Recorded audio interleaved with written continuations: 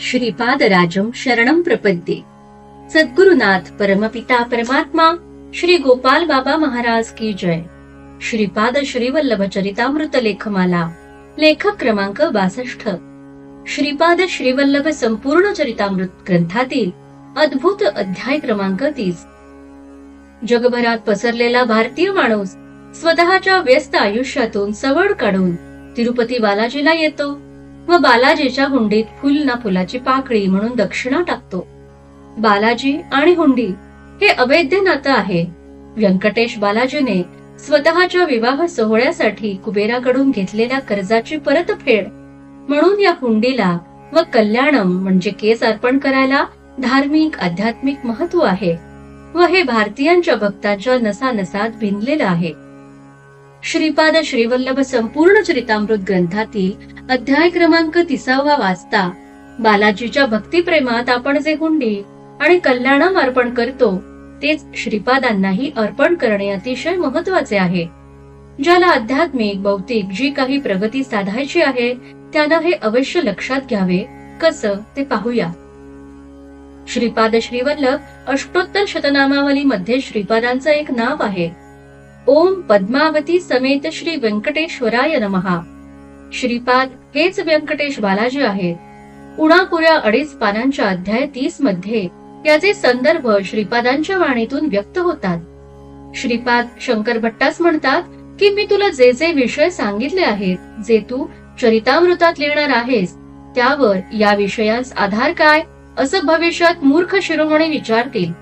आणि खरंच समर्थ रामदास आणि साईबाबांच्या बाबतीत आज आपण पाहतोय लोक मानायलाच तयार नाहीत, नरसिंह वर्मांनाही मानायला तयार नाहीत। श्रीपाद म्हणतात की लोक विचारतील श्रीपाद श्रीवल्लभ पद्मावती व्यंकटेश कसा, म्हणून चरितामृत प्रकाशित होण्यापूर्वीच मी माझी बहीण सहोदरी आर्या महादेवी वासवी कन्यका परमेश्वरी कन्यकांबेचे मूळ ठिकाणी म्हणजे बृहदशिला नगरी आजचे पेनुगोंडामध्ये व्यंकटेश्वर रूपात अवतरणार हे गुपित मला माहित नव्हते। सद्गुरुनाथ परमपिता परमात्मा श्री गोपाल बाबा महाराज देहात पिठापुरात असताना मी रेल्वेने पिठापूरला चाललो होतो। सकाळी 8च्या दरम्यान सिकंदराबाद क्रॉस झालं आणि काही वेळाने बाबांचे नेल्लोर येथील भक्त श्रीनिवास पेडिसेट्टीचा फोन आला की कुठे आहात। मी सांगितलं की बाबांच्या दर्शनास मी पिठापूरला रेल्वेने जात आहे व सध्या सिकंदराबादच्या बराचसा पुढे आहे। तो म्हणाला की मी देखील कारने बाबांकडेच निघालो आहे, तुम्ही विजयवाड्याला उतरून घ्या आणि पुढे माझ्या गाडीत चला, मी तेथे येऊन थांबतो। तसं मी उतरलो, तो आला आणि आम्ही पुढे निघालो। राजमुंद्रीच्या आधी त्यानं हायवे सोडला व आपण वासवी कन्यकांबेचे दर्शन घेऊ म्हणाला। ते गाव म्हणजे पेनुगोंडा। पेनू म्हणजे मोठा आणि गोंडा म्हणजे दगड शिळा अशी ती बृहदशिला नगरी। तिथे मंदिर 102 दगडी खांबांवर उभं आहे।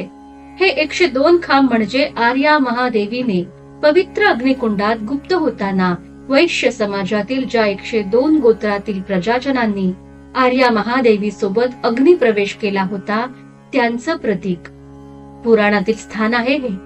येथे गाभाऱ्यात कन्यकांबा आपले यजमान श्री नगरेश्वर स्वामींसह आहे आणि मंदिराच्या बाहेर उजव्या बाजूला व्यंकटेश बालाजीचे स्वतंत्र मंदिर आहे। ज्यावेळी चरितामृत वाचले तेव्हा लक्षात आलं की बाबांनी रेल्वेतून उतरून घेऊन घ्यायला गाडी पाठवून कन्यकांबेचे स्थान दर्शन का करवून घेतले। पुढे श्रीपाद शंकर भट्टा सांगतात की माझी बहीण कन्यकांबेचे नगरेश्वरासोबत लग्न लावून देण्यासाठी मी कुबेराकडून कर्ज घेतले, भीक घेतली। त्याच्या ऋणभाराने मी वाकलो आहे। मला कुबेराचे उसने फेडायचे आहे, म्हणून वर मी नमूद केले की जो व्यंकटेश बालाजी तोच श्रीपाद श्रीवल्लभ आणि वर हा विषय प्रकट झाला आहे। म्हणून वेळोवेळी काही ना काही निमित्ताने श्रीपादांनी सांगितलेली षोडशादी त्रिदक्षिणा 116, 1116, 11,116 आपण श्रीपादांना हुंडीसाठी देत राहणं अत्यंत आवश्यक आहे।